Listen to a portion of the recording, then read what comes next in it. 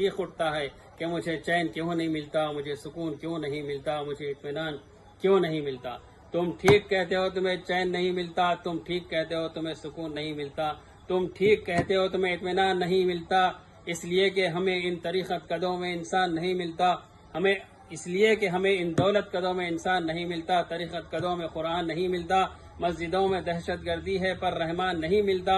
ملے بھی تو کیسے ملے، کیونکہ مردوں میں حضور کا طریقہ نہ رہا اور عورتوں میں حسین کی ماں کا سلیقہ نہ رہا۔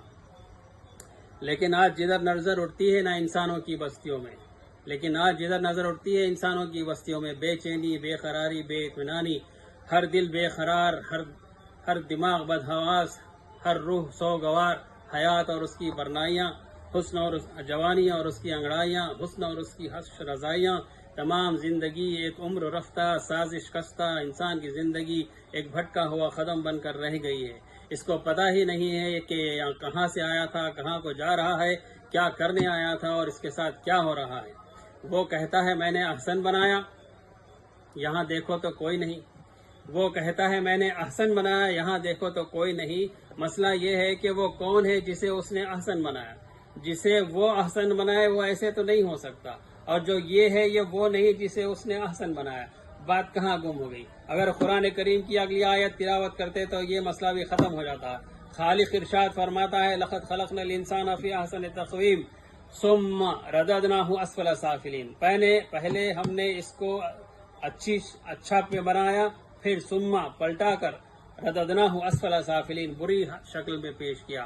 یہ نہ اس کے اچھے ہونے کی کوئی حد ہے، نہ اس کے برے ہونے کی کوئی حد ہے۔ تمہیں ہم جہاں والوں اس کی دونوں صورتیں دکھاتے ہیں، یہ اچھا بھی بہت اچھا ہے، یہ برا بھی بہت برا ہے۔ جب یہ برا ہو جائے تو جانور اس سے شرمانے لگتے ہیں، پرندے اس سے گھبرانے لگتے ہیں، حیوانوں کو اس سے خوف آنے لگتا ہے۔ بندہ کھڑا ہو کر سوال کرے مولانا پھر یہ انسان سے حیوان کیوں شرماتے ہیں؟ میں تجھے بتاؤں، انسان سے حیوان اس لیے شرماتے ہیں کیونکہ شیر درندہ ہے لیکن شیروں کے لیے نہیں، چیتا صفاق ہے لیکن چیتوں کے لیے نہیں، بھیڑیا خون آشام ہے لیکن بھیڑیوں کے لیے نہیں، سانپ زہریلا ہے لیکن سانپوں کے لیے نہیں۔ کسی نے آج تک یہ نہیں سنا ہوگا کہ سانپ نے سانپ کو ڈسا اور سانپ کے ڈسنے سے سانپ مر گیا۔ خدا کی قسم یہ تمام دوسروں کے لیے زہریلے اور خون آشام اس قسم کے جانور ہیں، لیکن انسان جب اپنی بری منزل پر آتا ہے تو اپنے ہی بھائی کا لہو پیتا ہے، اپنی ہی بنینوں کی ہڈیاں چباتا ہے، اپنے ہی گھر میں بیٹی جیسی رحمت کو زندہ دفن کر دیتا ہے۔ جب یہ برا ہو جائے تو اس کے برے ہونے کی کوئی حد نہیں، لیکن پھر تاریخ گواہ ہے جب یہ اچھا ہو جائے تو اس کے اچھے ہونے کی کوئی حد نہیں۔ جب یہ اچھا ہو جائے تو کبھی برق رفتار شہسوار برق رفتار شکار ہوتا